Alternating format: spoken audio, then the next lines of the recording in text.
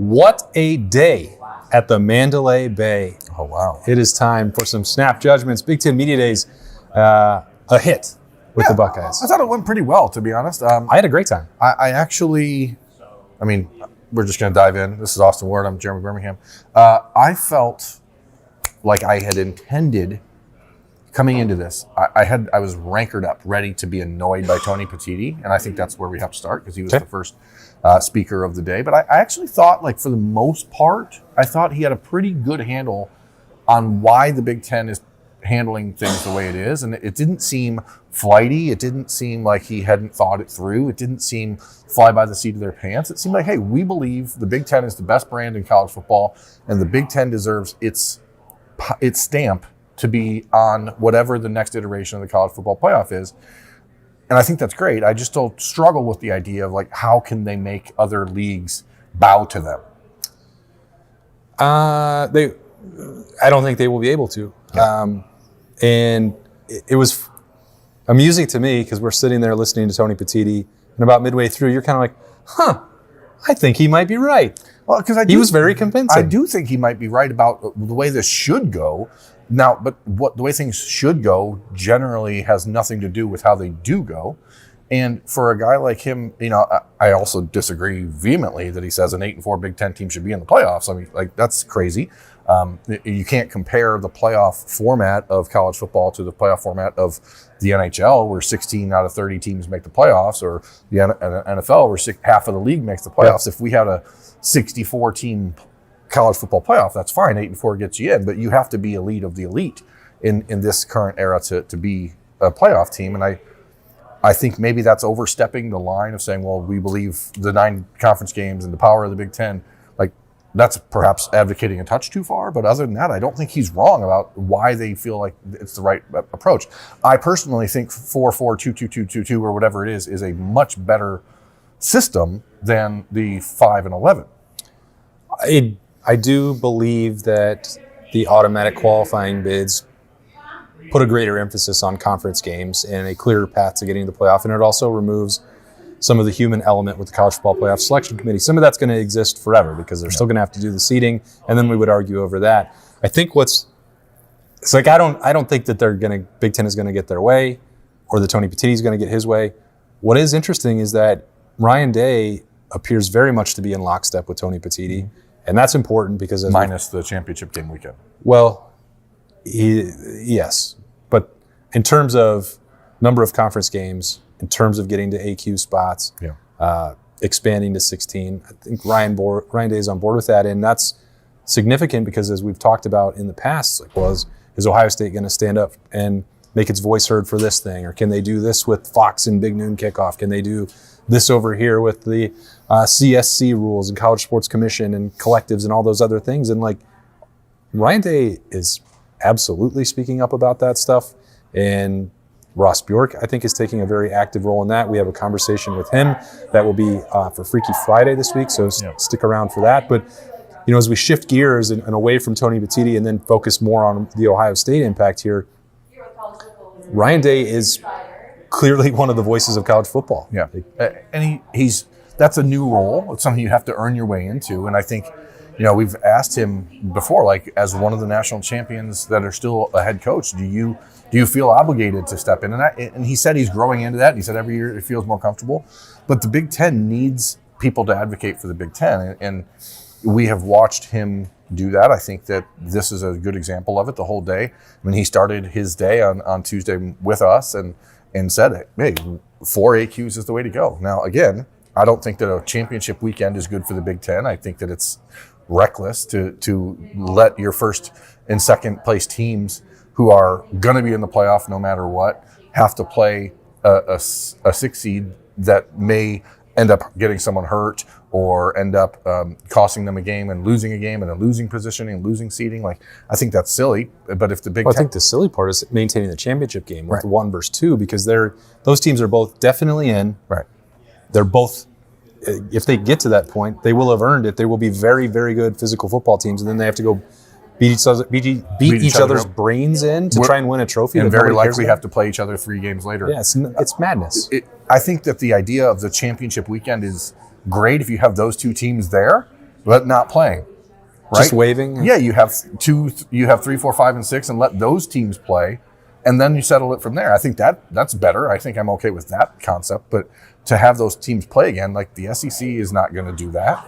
And they're already playing one less conference game. So now you're not even playing one more conference game. Now you're playing 2 more conference games. Yeah. So you can't lament the fact that you play more conference games and then demand to play more conference games. All right. So, and nothing is going to come of that imminently. Pardon my interruption, but we sat down with Rich Clark, the executive director of the CFP, and like we were kind of joking, and before we had the interview, like, what are we doing? Why are we going to do this? And I thought it was actually really insightful. Like, I thought it was really good. We'll have that up on the YouTube channel maybe Wednesday afternoon or something. He was really interesting. I thought that there were some interesting points that he made about how they decide on where things are going. That December 1st date, I had not heard that was like a timeline in place for changes or nothing. Yeah. So we are assuming the 16-team playoff comes to fruition very shortly, but as Rich Clark told us, like, maybe not. Yeah, it may not. And we'll see. Ohio State has, again, Ryan Day's been active in that, but he's also been really busy trying to gear up for the start of training camp on July 31st, a week from Thursday. What was the most interesting thing you heard from Ryan Day about his roster? I'm going to be honest. I didn't hear a lot about from Ryan Day because I was running around. But what about from Caleb Downs, Sonny Styles, I think that Ryan has a very good. I think Ryan did a really artful job all day of like not talking about the roster and not diving into the particulars of position battles because everyone's going to turn around to the quarterback. He reiterated once again that the quarterback situation is far from settled, which is, again, not a surprise. I thought that the way he spoke about Jeremiah Smith and the fact that he doesn't need to be motivated and you don't have to, the things that you don't have to do for JJ was really good to hear because there is an opportunity for complacency or for the celebrity that is Jeremiah Smith to at some point take over and become bigger than what he does on the football field. And JJ seems like super intent on not letting that happen. We had a great conversation with him that'll be on tomorrow morning's edition of The Beat on the Austin and Berm Show. And like, you can just see a kid like really starting to come into his own, right? And it's interesting just to watch that. But you tell me, because you were standing right next to Ryan Day for his entire 45 minutes at the podium. What did you glean from that we didn't know? This happened twice today. Once with Ryan Day and once with Sonny Styles. The topic of the defensive tackles came up, and both times the first name that was mentioned was Will Smith Jr. So I did not have that on my bingo card, wasn't expecting that. It's not a knock on Tywan Malone, not a knock on Jason Moore, not a question mark for anybody else. But actually, somebody had asked a question of the day about him the other day, and I was like, I don't know. I don't remember seeing Will Smith in June during camps, and no one had brought up his name to me in the 2 months of this offseason. So I was like, I can't really answer that. And now today I can, because the reviews from those two people, who are two of the straightest shooters that you're going to find, sometimes we read too much into who you name first, but both guys, and Sonny specifically got into how Will Smith had got better, the difference, how different he looks. I was not anticipating that. And also on the defensive line, as we look at what the rushmen what they're going to look like, who's going to lead the pass rush, I was surprised in a lot of ways. We know Kenyatta Jackson is going to be a potential game changer, has the upside to be a real game wrecker on the edge, but he's barely played, and he got some work in the playoff push, but he was named by multiple guys like, well, he could actually be a block O guy. And I was like, whoa. It's just a reminder, like, just because guys aren't making a big impact on the field through the first 3 years of their career, that doesn't mean that they're not still growing and becoming leaders, even though they're still behind other guys. Like, one of the things that we heard was that Kenyatta could have gone somewhere else and started somewhere else as a third-year guy and chose not to, and that resonates amongst the team, because players like Will Smith, who are an Ohio State legacy, like from Columbus, he's going to be willing to put in the time. But Kenyatta Jackson's from Miami, and we've there's been rumors for 3 straight off seasons that he wants to leave, or Florida State's tampering. Yeah, is KJ going to go? Is KJ going to leave? Is KJ and to hear that he's not just saying, "Hey, I'm here for the long haul," but developing into a guy that other guys are turning to and saying, "Hey, this guy's a dude." Yeah, I think is really important. Wasn't really something I heard today, but it was on the Ohio State football feed that Ethan Nanian was one of the dudes of the week. I think that a lot of the conversation we've had in the last 2.5 months about how does the tackle situation play out, I think that maybe is an answer as far as what to expect, at least day one. We've believed Ethan Nanian was going to be the starting left tackle, but now it seems pretty likely. Yeah, and the starting right tackle is going to be Austin Sarabeld. I think that Ryan Day didn't explicitly say that again, but he reiterated out of everyone from the day after the national championship, who has set the tone, we've seen the dude of the week, we've seen the Iron Buckeye stuff. He talked about him coming out of spring, was like, well, he's just going to start, and we'll figure out if it's right guard or right tackle. It's going to be right tackle. Yeah. And there aren't a lot of, for a team that has to replace as many starters as Ohio State, and there are position battles that we could have really dove into, I don't think that the depth chart is going to be that surprising in the middle of camp. No, I don't think it's going to be surprising at all. I mean, but part of that is because of what they had to experience last year. I was over there for Ryan Day's press conference when he was talking about how many changes they had to make to the offensive line last year and how that probably helped get these guys ready for this year and the roles they're going to have. But nobody exemplifies that better than Austin Sarabeld, who we've talked ad nauseum about all offseason, so we don't need to deep dive into it. But did he get an opportunity, or was he asked about any of the other younger guys? I know running back, he was pretty adamant that it's a 3-man competition still. Yeah, he talked. I felt like the praise for the way C.J. Donaldson has continued to change his body was the most noteworthy there. Yeah.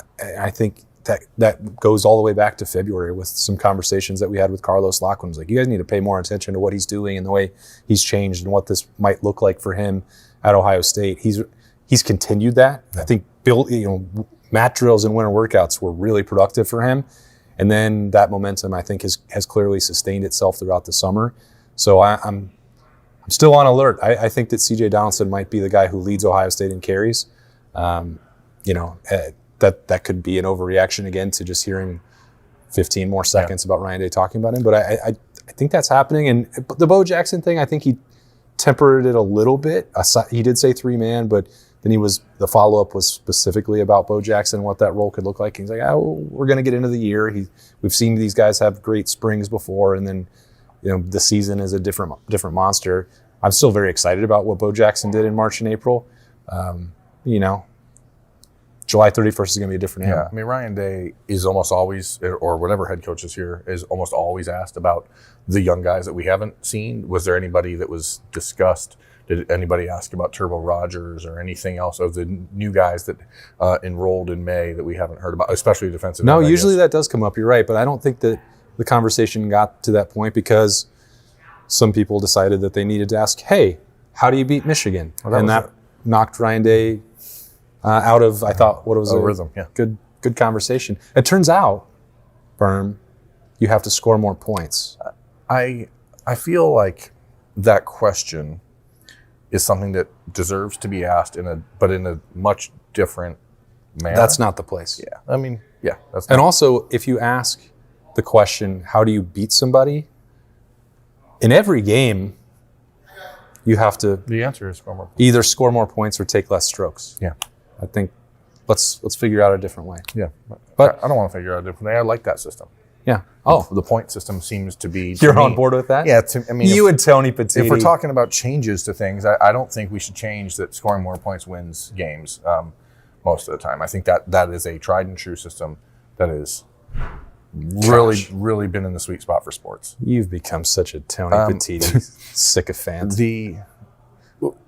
The conversation with Sonny Styles, with Caleb Downs, with Ryan Day about Matt Patricia, I think that this offseason, is something we've talked about quite a bit, but the surprise factor of what Matt Patricia has brought from a personality and culture standpoint is something that I just did not expect. And trying to put this the right way. Because Matt Patricia has not coached the game at Ohio State Right. yet. And we've made that point. Yes, maybe all that stuff means nothing. It might not mean anything by August 30th. We'll see. But I've got to the point where we've talked about that so much, and I feel so strongly that it's just going to be really good, that I'm feeling like we haven't talked enough about Brian Hartline. And maybe that's because we had the conversation so much 2 years ago. But, his impact in the play calling, and I asked Ryan Day about that, what he can do in the summer. He said, Brian Hartline knows what's coming here. He's doing everything he can to prepare. We did this and that in the spring. He's got this going on to be comfortable in the summer. I think as we get into this final stretch of the offseason, that's sort of where I've talked myself into everything is 100% fine. Matt Patricia was a home run. Skepticism all gone. Caleb Downs, Sonny Styles, fully on board. I'm fully on board with the Silver Bullets. And it's not uncertainty with Brian Hartline, but if you have a first-time play caller and a first-time quarterback, suddenly I'm like, maybe we've taken for granted that a Ryan Day offense is always going to be good. And I'm not saying that it won't be. I'm just saying we could maybe have a question. All those preseason polls are like the top offenses, and they're like Ohio State's like 8th or 9th or whatever. And like, it's like, I guess. I mean, maybe. I thought the most interesting Probably not by November. Yeah, I thought the most interesting thing in the Brian Hartline discussion was that Ryan Day said that the easiest thing to do as a coordinator is call plays. Yeah. Because it seemed in the last couple of years, especially in 2023, that he refused to surrender that for control factor. But if that's the easy thing to do, maybe he was holding on to it for like comfort factor. Yeah, like it was his ability to be like away from the game. You know what I mean? I think that, or away from the rest of the game. So I think that was interesting, maybe more than I initially thought in the moment, because I don't think calling plays is easy, especially when you then turn around and acknowledge that you brought in Tyler Bowen to help, on the run game side of things, because he said Brian's reputation is earned on the passing side of the game. So clearly there's parts of the game where he thinks Brian Hartline still needs some supplementation. But I just thought, play calling is easy. Oh, okay, I didn't know that. Yeah, no, I think it was an interesting conversation, and I think we're going to get into it a lot more as we get into the last 4 or 5 episodes of The Beat before training camp opens a week from Thursday. I don't love Big Ten Media Days, but I think that this was a pretty good one with Ohio State. They continue to be very impressive with the people that they send, the way that they handle the whole show. Jerry Emig and Mike Bassford doing phenomenal work to guide them around and make sure that everybody gets a chance to talk to them. And our conversations with, if you didn't see it, Ryan Day is already up on the 97.1 and 10 TV YouTube channels and already in your podcast feeds if that's how you listen instead of watch the show.